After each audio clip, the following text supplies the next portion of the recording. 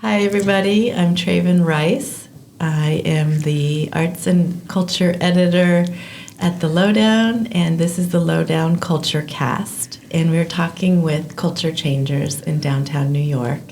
And I'm really excited to have somebody here in the studio with me who I actually spoke with in the early days of The Lowdown back in 2011. And she has a new show out in a gallery here in the neighborhood. I'm talking today with Bonnie Lucas, a New York City-based artist and educator. She was also a union activist while working as an adjunct professor at City College, CUNY in New York City.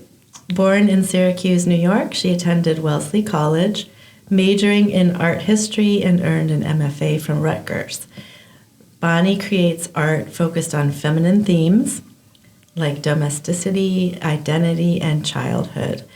And I was reading the way that they describe your art, Bonnie, at your latest show. They say you dismantle feminine objects and reassemble them to new configurations of art, so which we'll talk about. But welcome. It's so nice to see you. So nice to see you, too. After we were saying 13 years. Right, when you visited my studio. I did. Yes. I did. And I loved the work, and I've always been a fan, and I love seeing that you're having another show in the neighborhood. And I just went and saw that work, and I love that work too. So for those people who don't know about your work, since we can't show it to them, there will be some photos on the website, but could you describe the work to somebody who might not know about it? Most of my work is small and dense and intricately made with very feminine things that I buy in 99-cent stores and discount houses. I've been collecting things that I purchase for very little money for probably 40 years. I love to dismantle and take apart, cut apart things that I buy. They're usually small and intricately made. And they mostly are purchased, I'd say 99% of the time, by women and girls. I shop. Part of my practice is shopping for the items I'm going to usually sew together to create narrative scenes. Mm-hmm. They're usually incredibly feminine things. They relate to my girlhood in the 50s and 60s. I was born in 1950. I tell a different story from what the objects originally are supposed to say about girls and women. Mm-hmm. That makes me feel powerful as an artist, to tell a different story. And you put these objects together in what you say are collages or assemblages. What's the difference between a collage and an assemblage? Well, I taught art for decades, so I'm into definitions, but a collage implies it's fairly flat. An assemblage means there's usually low relief with a flat back. So technically, I would say most of my work, I do flat collage, but most of my work has relief. It's called low relief. And sometimes things are sewn onto pieces of canvas duck, sometimes onto wire mesh trivets. And then sometimes I cast plaster plaques and embed objects into the wet plaster that become permanent. Mm-hmm. And that's mostly what we're seeing in the latest show. The latest show are 2 series. Fabric on wire mesh pizza trivets, actually. They're sold in restaurant supply places. They come in all sizes, and then cast plaster plaques. Mm-hmm. And so this is my experience of the work, is that if you just looked at it for a minute, briefly, and you didn't look very closely, you would see these sort of bright, colors of pink and some greens and blues, but kind of pink types of doll-like colors. And there's lots of parts of dolls, usually in most of the pieces, and then a lot of different objects. So you would think, oh, how sweet. Yes. Right? Oh, it's because there's a doll. It's a doll. Mm-hmm. And you think, so it brings you immediately to think about, being a little girl in childhood. But then when you start to look closer, it's not so sweet. There's a lot more going on. You described it very well. My work is a push-pull about opposites. I draw people in initially thinking, about this is a sweet artwork about childhood. No, it isn't. You look again and you see very strange and disturbing things happen in most of my pieces. I use a lot of dolls, and I take them apart. Sometimes my dolls are upside down. Sometimes they're tied by their feet to trees. Sometimes they lack arms. And sometimes their heads are taken off, and instead of heads, they have flowers coming out of their necks. And it delights me to rope people in, thinking my work is pretty and sweet, and then to be bedazzled or shocked by how strange it is. Yeah. And so what was it about depicting these, starting with the childhood images for a little girl, but then delving much deeper into what was underneath all of those images? What was it about that got you started and got you off and running? I love that you said what's underneath. That's the essence of my work. I've always loved the word subtext. What is the subtext? When I was growing up in the 50s, my mother told me that she chose my name Bonnie because it meant good. And when I was a kid, I was thrilled. I tried very hard to be good, but I knew I wasn't. Mm-hmm. And that propels me forward to tell a different story about sugar and spice and everything nice and the supposed purity and sweetness of girlhood. I want to tell a different story about pain and struggle and misinformation and loss and family dynamics, which are not always pretty and good. Mm-mm.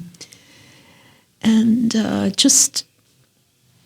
I love to explore what is underneath. In fact, I love that you said that. I have to tell you that again, because in many of the pieces you look through transparent material and you find treasure underneath the transparent material. You find beauty underneath things mm-hmm. and inside of things. Mm-hmm. And it intrigues me to work like that. Mm-hmm. You have to keep looking closer and closer, and it keeps kind of revealing itself. A lot of the figures of the dolls are the little girl type figures that we see in your work. As you said, sometimes they don't have their head on. And a lot of it can look a little bit violent. I mean, there's a lot going on. So how was that sort of like a feeling that you had? My work isn't intellectually predetermined before I make it. It's been flowing for 50 years. And it comes from playing with material. It comes from emotion. And it comes through some, what I call big ideas, some general big ideas. But I'm glad you brought up the Headless Girls, because we had, the first 2 weeks of the show, we had about 10 tour groups come. And the tour leaders asked me if I would talk, so I actually talked to about 4 tours. Mm-hmm. And they asked me about the Headless Girls and what was happening. And in 2 of the pieces in the show, 2 big dolls don't have heads, and they're spewing scores of tiny, pretty feminine objects. Where their head is, it becomes an orifice, and they're discharging beautiful things I've collected and loved, and they're discharging hundreds or scores of beautiful things onto the ground. So they're making earth, they're making flowers, they're making nature. You've heard the term Earth Mother, so the girl, instead of a head, is spewing beauty and creating earth. And all of a sudden, I was in front of a tour group, and I said, this is a metaphor for creativity. Mm-hmm. From inside, again underneath, from inside comes out, hopefully, sensual beauty, dynamic imagery, great stories mm-hmm. from underneath. Mm-hmm. And the other thing is I grew up at a time when one's exterior as a girl and a woman was considered of the utmost importance, what you looked like, what you wore, what your hair was like, in order to attract boys when you got older. Do you think that that's changed that much? No. No. It's huge for girls and women. And still, it's, of course, I have to say, there is an element where we all love to look as good as we can look. But the emphasis, especially in my family, I had a mother who really, really focused on your outward appearance to an extent that it was overwhelming to me and my sister. We tried to live up to my mother's expectations of how to dress and how your hair should be and your weight. Yeah. And anyway. All these expectations that are put on to young girls. I think we hope that we've come farther as far as these idealistic, kind of stifling definitions of what it means to be pretty and sweet and, the right type of girl. I think now that we've had the event of the Barbie movie, it feels a little more recognizable in some ways, perhaps, as far as mainstream versus, I don't know, I'd like to hear what you think about mainstream ideas around feminism and the patriarchy, and if the culture is changing. I think it's changed because women are unembarrassed and unafraid to be feminine. Mm-hmm. In a different way, you mean in a way that maybe that they're choosing as opposed to it sort of being imposed upon them? Yes. Yes. So I feel the young women I've met in their 20s and 30s have a huge range of choices of how they want to dress, what they want to wear, colors they love, how they want to decorate their apartment, being tomboyish. Mm-hmm. But the essence of femininity and girlhood seems not to have changed much. Mm-hmm. How so? I think we'll always be people pleasers. Not all of us, but and these are the good things, and into empathy, and into somewhat looking out for other people. That's what I've noticed throughout my entire 73 years of my life. When I'm in a crowd and something scary happens, I always look for other women to connect to. I'm not sure why. Almost every woman I've met is trying to do the right thing by other people in her life. So I don't know where that comes from. Women my age, for the most part, are totally devoted to their family members and supporting them in any way they can. Well, another thing that you've experienced and been working with because of your career, I would say, is the uneven attention that female artists get compared to male artists. That's been a long process of where people are looking as far as, who's making the money professionally, right? Well, the art world is filled with secrets. No one quite knows who's making money and who isn't, because people don't really publicly share that. But from the small amount of information I have gleaned, men still make so much more money than women artists. And it's a shame. Women are showing just as much, if not more, than men at this point. But we're not making the same kind of money. Still. Yes. And I know you were involved with a very radical, admired group of female artists, which now you're allowed to talk about? Yes. I, for about a year, was a member of the radical group, the Guerrilla Girls, which was formed in the 1980s in downtown Manhattan by a group of incredibly strong feminist artists. I was invited to join about a year or two after they decided they would be called the Guerrilla Girls. And what we did was poster. This was before the internet. We designed and made posters that critiqued the sexism of the art world. And I took part in creating the poster and then using a brush and glue and putting them up all over Soho and Lower Manhattan. And a few years later, the group got tremendous attention. The posters were witty and funny. And see, I remember the issues that were addressed in the 80s. First of all, the name Guerrilla Girls. Some people were upset that we used the word girl. Uh-huh. In the feminist movement in the late 60s, throughout the 70s, the use of the word girl instead of woman was highly criticized. Right. And the other thing that was going on, women have been and probably still are accused of not being funny and humorous. So the posters were filled with humor. Right. And you can find them. There are a lot of books. Actually, the Guerrilla Girls put out some books. Well, and speaking of that, the humor, the Guerrilla Girls all wore gorilla masks. Oh, we were anonymous. I still have my mask way up in my closet because we were afraid if we were identified, it might hurt our career, or certain people would be overly identified with the movement instead, the personality rather than the movement.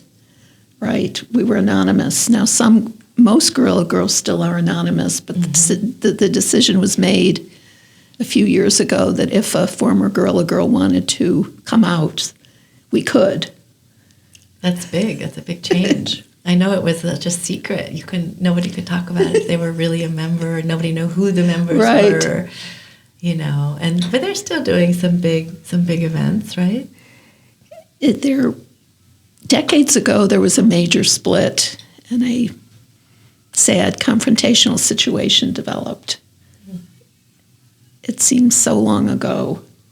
So all the while, you were just sort of collecting and always looking around for these objects or toys or for young girls and material and fabric and ways that you could make collages or assemblages with them.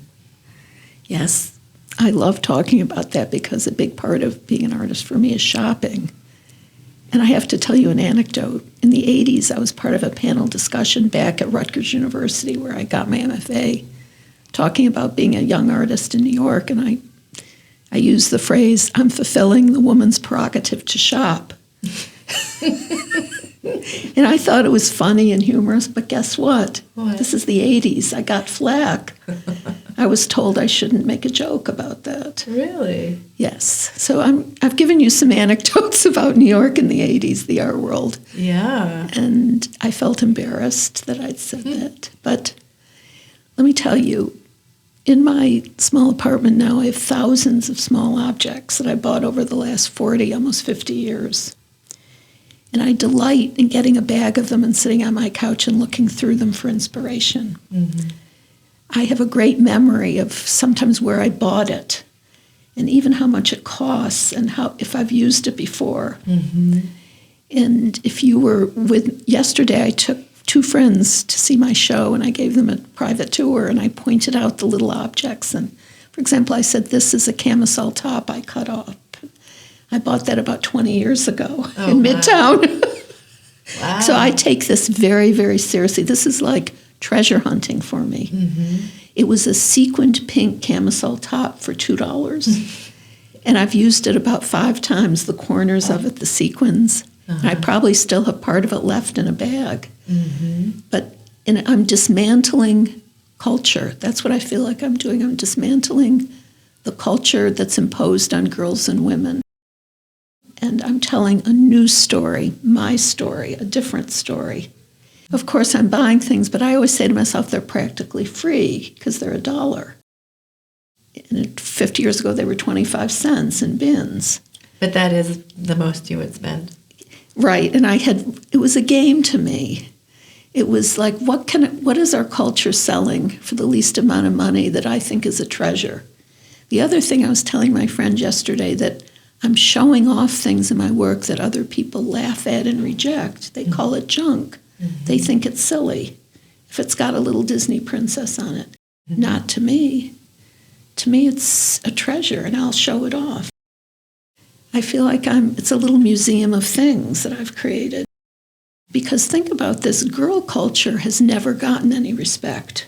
It's considered silly, kind of stupid, cutesy. boy culture gets much more respect when you think of sports and fishing and collecting rocks and what else do boys do? Well, lots of sports. Well, now it's electronics. But girls were put in a corner.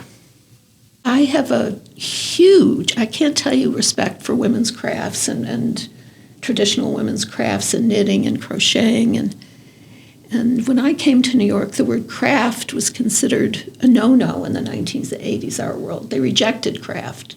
You couldn't use the word craft when you talked about your work. Why was that?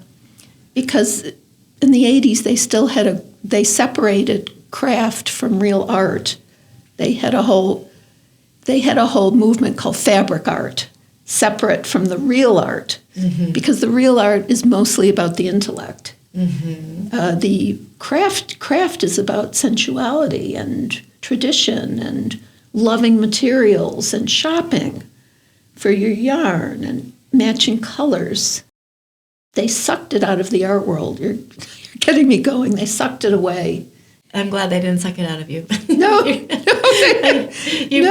kept it going. You actually kept it going. Not to dwell on this feeling, but I do feel that your artwork has captured this feeling of that really uncomfortable time when you are a girl and you're supposed to be becoming a woman, and how hard and scary and awful that can actually be. Yes. It's hard for me to talk about personal anecdotes, but the whole journey from the good girl Bonnie to the adult young woman in her 20s was really fraught. I mean, adolescence for me was really fraught. I think for most women it can be a really hard time. And there's so many bodily things happening that aren't sweet and pretty. And I didn't have an adult that ever helped me with any of that. My mother couldn't talk about that. I have a sister who's 10 months older who really took care of me and was good to me, but she was only less than it. She couldn't talk about it either because no one was talking to her about it. So we journeyed alone, which is kind of sad. And I went to a girls' summer camp. And I had to go to the infirmary when I was 11, when I got my period. I was alone. And this was in the 50s. No, it was just 1960 or 61. And no one was helpful to me. Right. And so it happened. So my physical changes I had to deal with 100% by my 10-year-old self. Right, which can feel really scary. It was so scary. Yeah, I mean, it's like a weird thing. Of course, if we just talked about it or we knew what to expect or it didn't feel like some shameful thing, it would make it a lot easier. It's hard enough physically to get through it, but by not talking about it or not even knowing how to frame it, it makes it way worse. And these were nurses in infirmary. They couldn't even talk about it. They just handed me pad. And I hear stories about the next few generations. Some of the moms are fantastic about it. And I'm thinking, wow, what it would have felt like if I had a mother that would calmly talk about it with me and help me. And I didn't, but we muddled through, my sister and I. And, you kind of toughen up. Yeah. You have to. Yeah. And but you definitely have to keep it underneath the surface. Yes. And so that's absolutely what I think the whole, what you're talking about with your work. In a way, the Headless Girls are exploding of things that were underneath the surface. And the good part about my work is the explosion is creative and beautiful. They're creating something beautiful. It's not being kept down and hurting me. It's coming out. And that's the part of art making I adore. You get to release feeling and thoughts and stories. Yeah, definitely. Yes, and be an inspiration, I would say. Thank you. Yeah. Well, thank you for coming. I'm so excited. And thank you for having me. You can still see the show that closes on March 2nd, I Yes. believe. And what's the address of the gallery? 168 Suffolk Street. Yes, I highly recommend it. And I look forward to all the up-and-coming shows, and we'll be following you, the Chicago show, and on and on. Thank you so much.